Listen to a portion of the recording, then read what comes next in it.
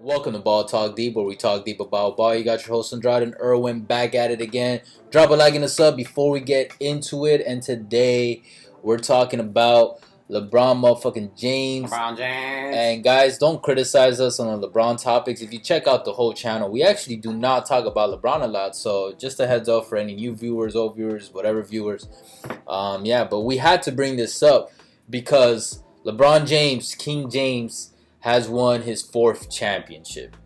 Exactly. Pretty big deal for any other NBA player, let's be honest. But because it's LeBron and the comparison that he gets all the time, it's like, okay, it's not a big deal, etc., etc. There's all these like different narratives attached to it now, depending on who you ask.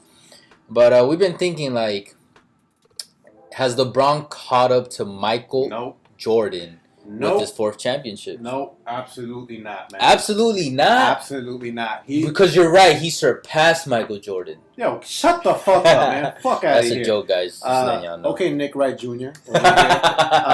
No, man, look. What this championship got for LeBron James is they got him back into the discussion of being the GOAT. By no means does he have, is he the GOAT right now? Yes, look, call it what it is with the rings. That's not the only thing. But at the end of the day, LeBron is 4-6 in the finals. Like Chris Broussard was saying. Which is a lot better than if he were 3-7, let's be honest. Like that. That's a lot better. That would have been a crazy thing. Like another person, Rick Bucher, was saying, if he would have lost, that ends it. Which we did a video on that. It buries it. No GOAT talk whatsoever. However, since he won, he stays in the discussion right now. Yeah, it keeps him in it.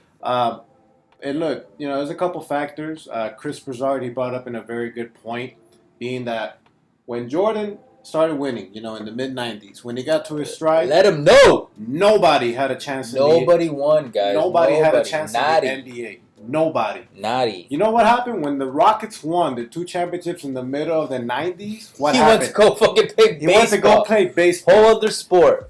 And look, and I don't want to hear everyone there's people that call out how like he came back the year that he came back and then the Magic like took him out. But like he was back and it's very well covered in The Last Dance. He was back for a few months. Like the guy, his body wasn't in preparation for professional basketball. It was worked out and trained for baseball, which are two like they're different. It requires different active muscles and stuff. So just keep that in mind, guys. When you guys want to throw that against Jordan, just heads up. Like it's a pretty big deal, actually, especially for professional athletes. Exactly. Look, nobody had a chance. And look, mind you, I like just like Jordan deserves a pass when it comes to that. LeBron deserves two passes for two teams. One.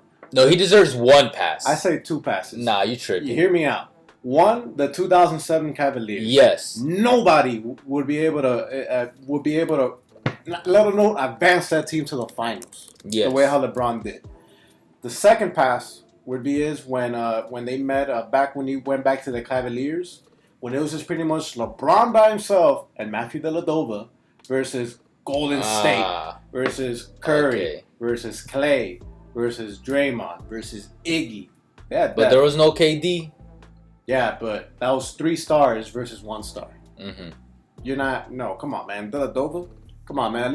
At least in these finals, it was Jimmy with 80% of Bam and some young studs in Tyler Hero and Duncan Robinson. Yeah. Not the same, but obviously, shit, man. Come on, you're not beating that.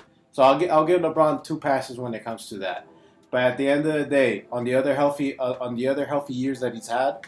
That 2011 choking that he had with the Mavericks. Okay, I thought that was going to be your second pass. No, hell no. It's unforgivable. It was unforgivable. No, man. He literally choked in that one. Choked. You had a prime D Wade. He was like about to... The last year of prime Wade. I'll say that's the last. You wasted it. You wasted it, bro. Yeah, you wasted that. So, yeah, unacceptable. But look, the main point is, when Jordan was on the highest of his powers, nobody won.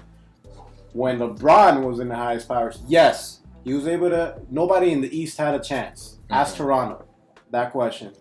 But look, they were the champions. Tim Duncan was able to win, a championship when it had that going on. Steph Curry was able to win a championship. Yeah, that's all I gotta say. Nah, man. Look, I'll give you the '07 pass. That one I agree with. He was only 23, 24. Even when Wade won it at 24, he had Shaq, even though it wasn't like a prime Shaq at all, but like he had a couple of vets, and like it was an overall better team than what LeBron was dragging to '07. Although like I wish LeBron could have at least won one game in '07, you know what I mean? But yeah, that's neither here or there. He could have. The thing is that while Jimmy was doing really well in these finals, LeBron. No, I'm talking about '07. I get you. Yeah, what happened in '07 was that the Spurs they clamped down on LeBron and he just didn't perform that well in the finals. No, yeah, but I don't know. He could have. I don't know. I would have hoped he would have at least pulled out one. It would have helped his legacy in a way too. Kind of like what AI did in '01. Yeah, at least pull out one game. 15. Nah, I give him no excuse for that. But I gotta agree with Broussard. Like that point to me is like it doesn't get enough credit. Like everyone will talk about like, oh, okay, let's not forget Jordan played all those years prior to that. And then some people want to bring in the Washington years. Come on, guys. If you guys are going to debate about this, we don't talk about the Washington. Like we'll talk about the Washington years as a career as a whole. And overall, LeBron will probably have the best career in NBA history. But when we're talking about the best player, nah. And okay, look, let's not even talk about the fact that he won 6 rings. It's the fact that he did 2 three-peats. There's only 3 three-peats in modern NBA history, and that was the 2 from Chicago and the 1 with Shaq and Kobe. That's it. LeBron was close, and what happened? He fucking lost to the Spurs. And he could have won it with the Mavs and then completed that three-peat. KD couldn't complete a three-peat with the Warriors team that they had. Obviously, they had injuries that last year, but still. It goes to show how hard the Spurs, they had a dynasty for like for a decade basically, and they couldn't have even a back-to-back, let alone a three-peat. Yeah. So it just goes to show how hard it is to not just go back-to-back, but more so to three-peat. And the guy did it 2 times. He did it once he figured out how to win. Want to go play another fucking sport. Came back and he's like, you know what? I'm going to pull this off. And on top of that, when we learned from The Last Dance, because obviously I didn't get to witness the Jordan's golden days and watch him play. But like the shit that Jordan was going through was insane. Like I didn't know all that in organization, like drama and tension that they had. That's just crazy. That's crazy. I thought LeBron had it bad with like how he didn't have like him and the Cavs owner Dan Gilbert never looked eye to eye. Jordan had the same shit, but it was with the GM. And it's like, that shit tripped me out. Yeah. And let's not forget that, yes, there was no social media, and LeBron definitely gets scrutinized more than Jordan, but Jordan's popularity was so fucking huge, so immense, that he basically was under a microscope to the same level that LeBron was on. You know what I mean? And look, the 4th championship doesn't get LeBron to that level. It keeps him in the conversation. It keeps him in the conversation. The reason I brought all those things up about Jordan so you guys can understand that they're actually a little more equal in comparison than some people like to say. And I don't want to hear nobody say like, oh, Jordan's competition was easier in the 90s than the 2000s and 2010s. Like, no, fuck no, it wasn't, guys. It wasn't. Go search. I keep telling everyone, Johnny Arnett, GOAT series, and then look up the Michael Jordan video if you want. Look up the LeBron James video. And if you want to understand how not big of a difference competition has improved, look up the Bill Russell one. Because that one I get like, oh, it was different. And it was different. Athletes are overall bigger, faster, stronger. But it's not that as big of a difference as we generally believed. And I was on the same boat. But after I watched those videos, and this guy brings facts. He brings actual facts to the videos. You're like, oh, that does make sense. Less teams actually also does make sense in terms of competition, etc., etc. But one thing I want to point out about this 4th championship, I'm not gonna lie, I played it down. When we did our video of the down 3-1 or the well, it's when they won or whatever. Mm-hmm. Like I said something along the lines like this 4th champion really isn't nothing to LeBron. It just brings him I think I said neutral, but it just brought him one step closer to what he actually needs is at least a 5th.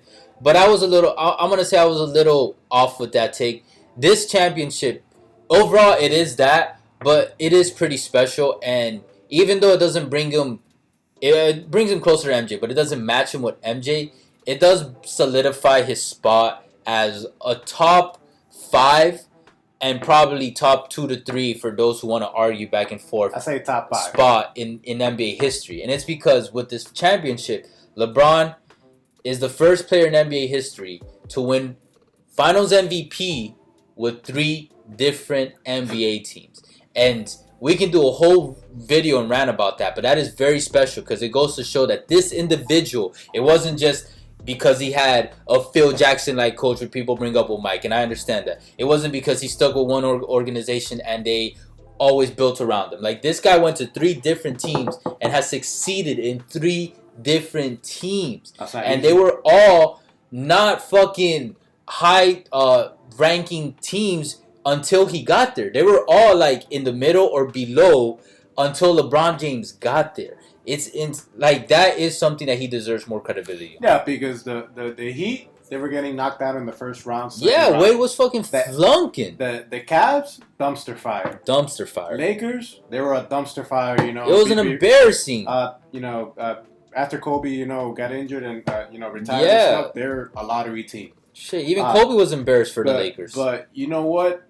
The good thing for LeBron is his career is still going on. It seems like the guy is not slowing down. It's not. So he has a chance to get more rings and, finally get to that point that he wants and cement, the point that he's like, yo, I am the GOAT.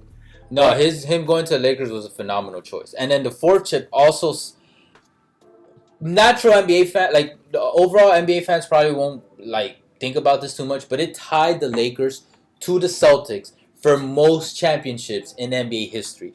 It's a pretty big deal because the Lakers and Celtics rivalry goes back since Lakers Minneapolis days. Yeah. So it's like, yo, LeBron did that. And then if LeBron wins one more, and I'm so excited to hopefully do that video in the future.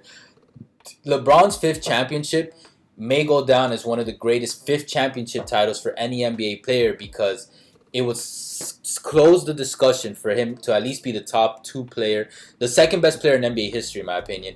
And on top of that, if LeBron wins that, and then he solidifies the Lakers, and he's the guy that brings them okay, now you guys are the NBA team with the most championships in NBA history, Los Angeles will forever, he'll become at that point then another Shaq, another Kareem, another Kobe, another Wilt, that would definitely solidify LeBron James in Lakerland and overall in NBA history.